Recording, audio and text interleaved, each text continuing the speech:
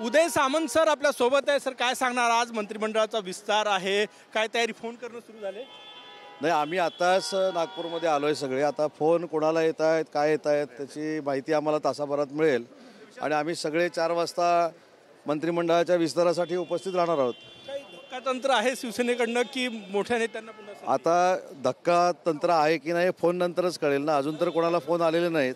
आम्ही सगळे एकत्र आता विधान भवनाच्या अधिवेशनासाठी आलेलो आहोत.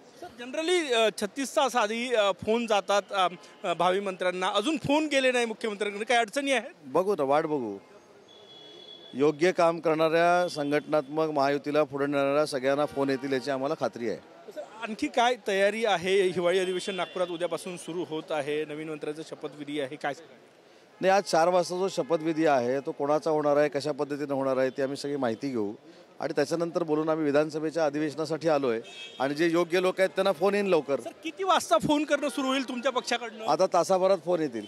तासाभरात फोन येतील? हो हो. तुम्हाला तुमचं नाव 100% शुअर आहे त्या लिस्टमध्ये, पहिलं नाव आहे का ते? तुम्हाला फोन आला का? नाही, मला असं वाटतं की एवढा ओव्हर कॉन्फिडन्स देखील असून उपयोगाचं नाही. शेवटी हे आमच्या नेत्याचे अधिकार आहेत, माननीय एकनाथ शिंदे साहेबांचे अधिकार आहेत. एकनाथ शिंदे साहेब जी जबाबदारी टाकतील ती प्रामाणिकपणाने आम्ही सगळी पार पाडू. सर, 1 तासात फोन येणं सुरू होईल नेत्यांना? अपेक्षित आहे. खूप खूप धन्यवाद. हे होते उदय सामंतजी. 1 तासानंतर सगळ्यांना फोन येणं सुरू होईल असं ते म्हणतात. कॅमेरामॅन सचिन सयामसह गजानन माटे, TV9 मराठी, नागपूर.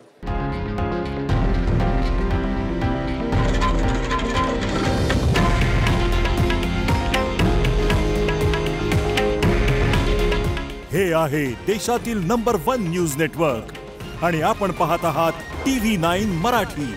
काळजी तुमची, हित महाराष्ट्राचं.